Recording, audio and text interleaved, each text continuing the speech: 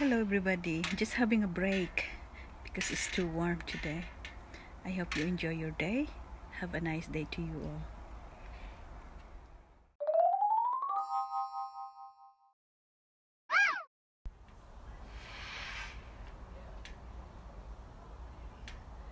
Mainit ang panahon.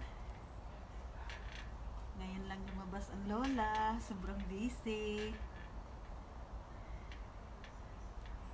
Relaxing muna tayo mga kapatid.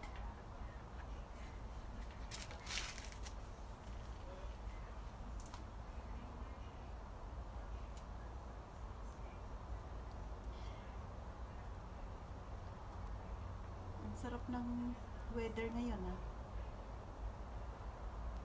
Mainit ba?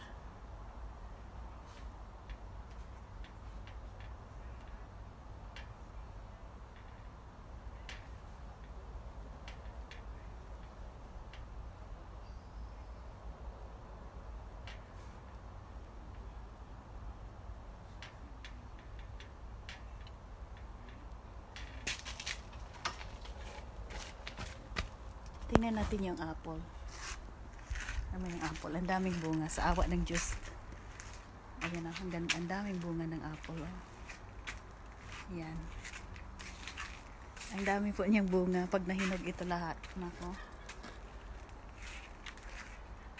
Ayan. Ayan, ang daming bunga. Ayan.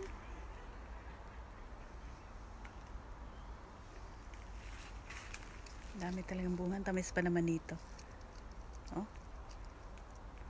Kaliit lang kaya ng apple ko. Pero dami niyang bunga. Bye-bye for now.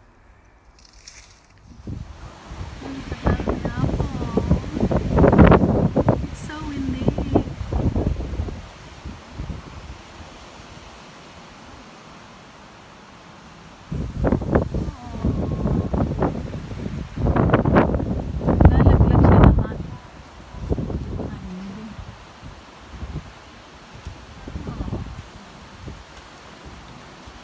Pas ng hangin.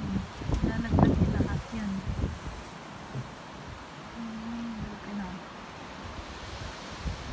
Pas ng hangin.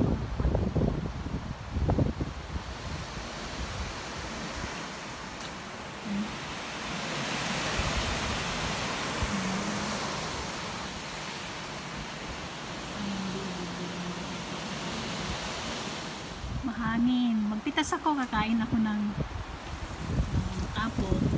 Pitas ako dito eh. Kasi may sila siya. Kasi ko to, kakain ako ng tips. Sobrang hangin. Sobrang hangin talaga. Hello mga kaibigan, dito sa lugar namin.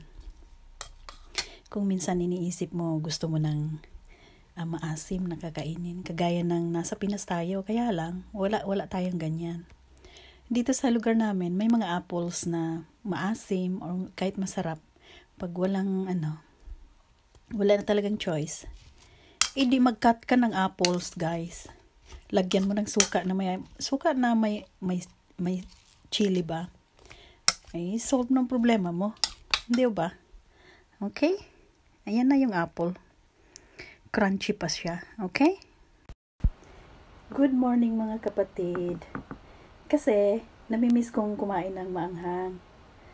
Maanghang na maasim. Like mangga sana. Hindi season ngayon. Kaya, ito ako ngayon.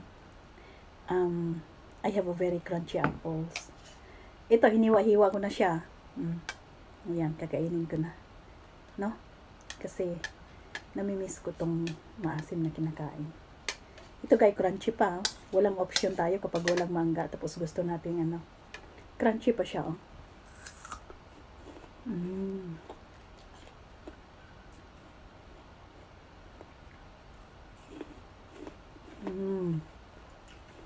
Yan lang po ang tip ko. Tips ko sa mga gustong kumain ng maasim. Ito po. Bye for now and have a nice day.